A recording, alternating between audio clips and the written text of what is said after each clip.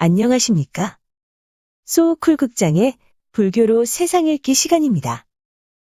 오늘은 사시사철 피어있는 영축산 연꽃의 신비한 영험 이야기를 한 꼭지 하겠습니다. 구독과 좋아요, 그리고 알람 설정 부탁드립니다. 재미있고도 좋은 글로 보답하겠습니다. 신통한 도력을 지녔다는 소문을 듣고 영축산까지 찾아가서 낭지 스님의 문화로 출가한 연회 스님은 이제나 저제나 하고 스승의 가르침을 기다리다 결국은 포기하고 떠나기로 결심했다. 도력은 무슨 도력? 매일 먹고는 엎어져 자는 것이 고작인 엉터리 스님을 3년씩이나 시봉한 내가 어리석었지.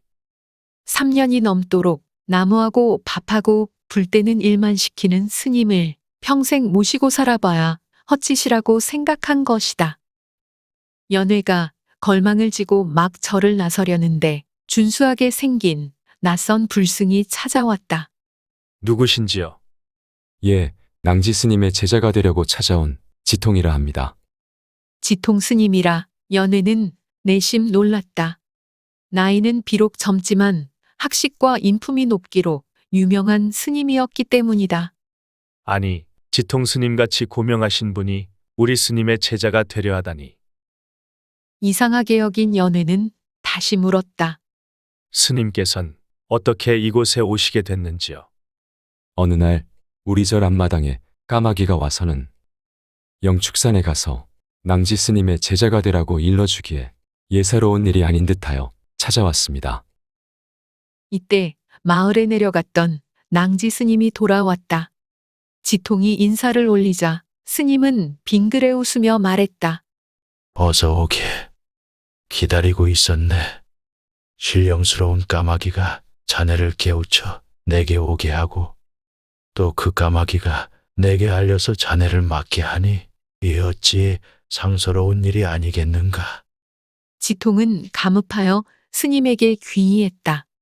이를 지켜본 연회는 그제야 스승의 법명이 낭지며 법이 높으신 분임을 알았다.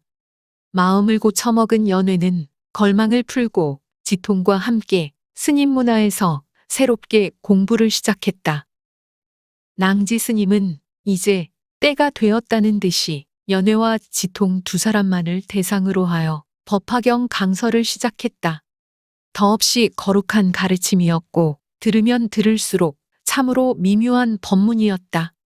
온종일 먹고 자고 가끔 마을에 내려가서 탁발이나 해오던 스님에게서 어떻게 저런 법문이 나올 수 있을까? 연회 스님은 불현듯 궁금증이 일어 낭지 스님의 뒤를 몰래 밟았다. 산 정상에 오른 스님이 무슨 주문을 외우자 구름이 스님 곁으로 다가왔다. 스님은 그 구름을 타고 어디론가 흔적도 없이 사라졌다. 다음 날 연회는 스승 앞에 나아가 어제 일을 고백하고 용서를 빈 뒤 스님에게 물었다. 구름을 타고 어디를 다녀오시는 것입니까? 낭지 스님은 이미 다 알고 있었다는 듯 빙그레 웃으며 말했다. 중국의 정량산에 가서 문수보살의 설법을 듣고 왔노라. 연회 스님은 날이 갈수록 스승이 신비롭고도 불가사의한 도력을 지녔음을 확인할 수 있었다. 그럴 때마다 자기의 한계를 절실하게 느꼈고 그럴수록 스승의 경지가 너무 멀고 높은 것 같아서 안타까웠다.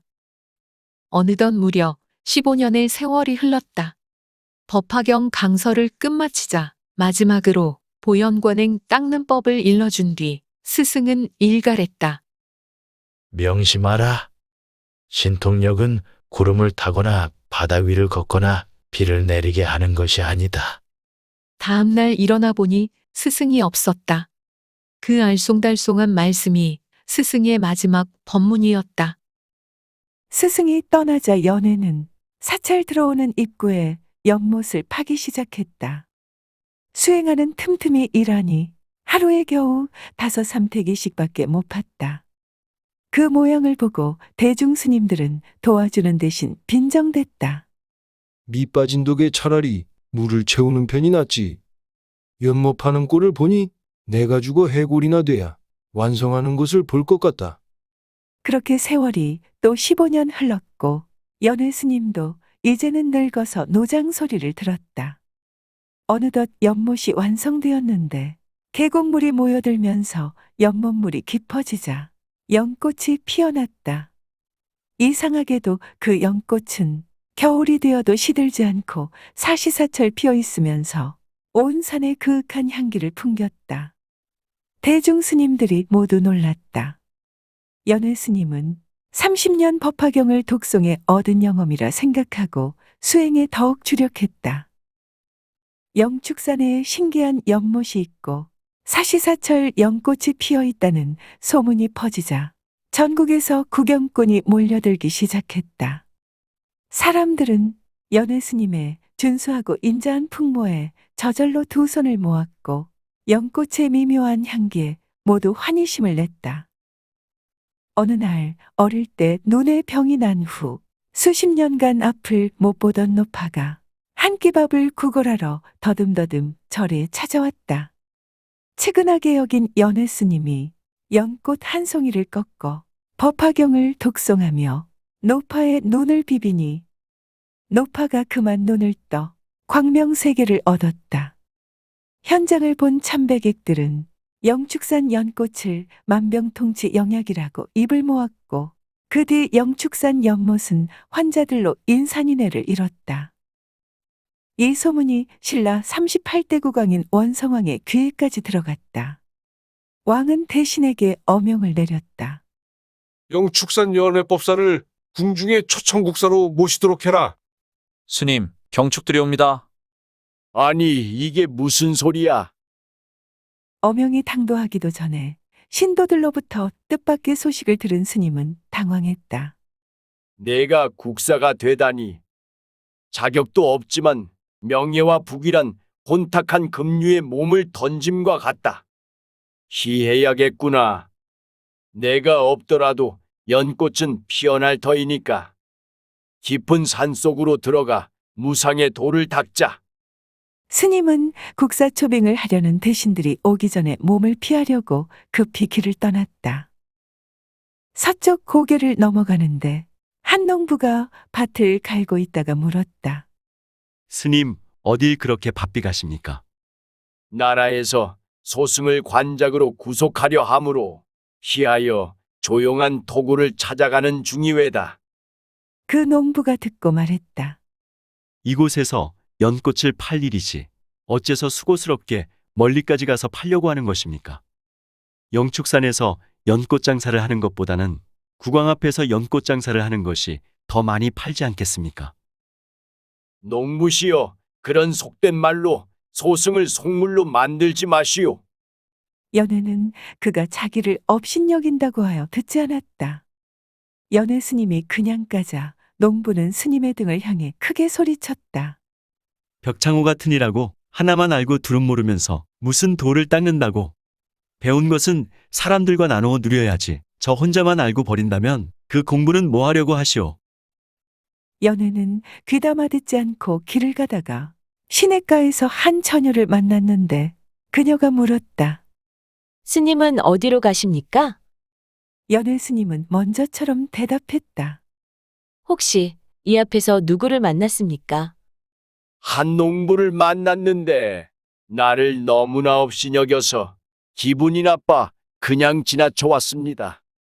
스님, 그분은 문수보살이신데 그분 말씀을 듣지 않았으니 이 일을 어쩝니까? 그럼 당신은 누구인가요? 나는 문수보살을 모시는 변제천녀입니다. 이 말이 끝나자 홀연 처녀는 사라져버렸다. 연회는 놀랍고도 송구하여 급히 그 농부에게로 되돌아가서 머리를 숙이고 용서를 빌었다. 미처 성인을 몰라 뵙고 이렇게 다시 돌아왔습니다. 문수보살은 개의치 않고 말했다. 일찍이 그대의 스승이던 낭지가 말하지 않았더냐. 신통력은 구름을 타거나 비를 내리게 하는 것이 아니라고. 수십 년 수행해도 아직 깨치지 못했으니 내가 도인의 신통력에 관해서 말해주마. 대승에서 말하는 바 상구보리는 하와 중생을 하지 않으면 아무짝에도 소용없는 것이다. 조그만 암자귀퉁이에서 영험을 부려 찾아오는 대중을 맞으며 기뻐하는 것도 좋지만 그것은 사소한 것이다. 멸치는 1년을 가도 고래가 하루 가는 것만 못 간다. 그러니 가서 신라의 국사가 되거라. 국사가 되거든 저작거리로 내려가 한많고 불쌍한 대중의 눈물을 닦아주어라. 기쁜 일이 있거든 같이 즐거워하고 슬픈 일이 있거든 나누어 가져라. 이것이 신통력이다. 백성과 더불어 사는 것이 승려된 자의 소임이 아니면 도대체 무엇이 승려된 자의 소임이겠는가? 가라, 가서 새로운 원효가 되어라. 소승, 어찌 불보살의 말씀을 감히 듣지 않겠습니까? 말을 끝내고 고개를 들어보니 문수보살은 어느새 사라지고 없었다. 연회가 암자로 돌아가니 조금 후에 왕의 사자가 임금의 칙명을 가지고 와서 그를 불렀다.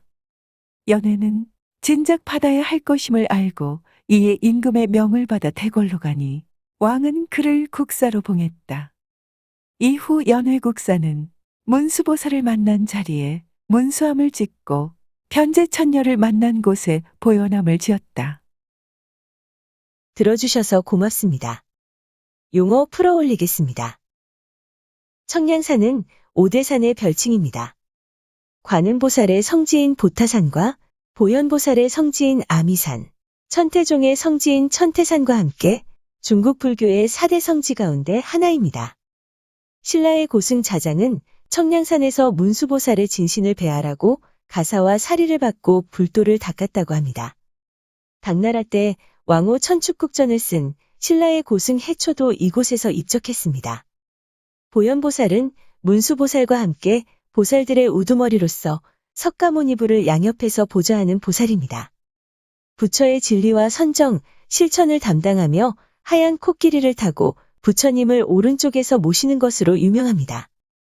보현보살의 관행법이란 보현보살을 본존으로 삼고 법화산매를 닦는 것을 뜻합니다.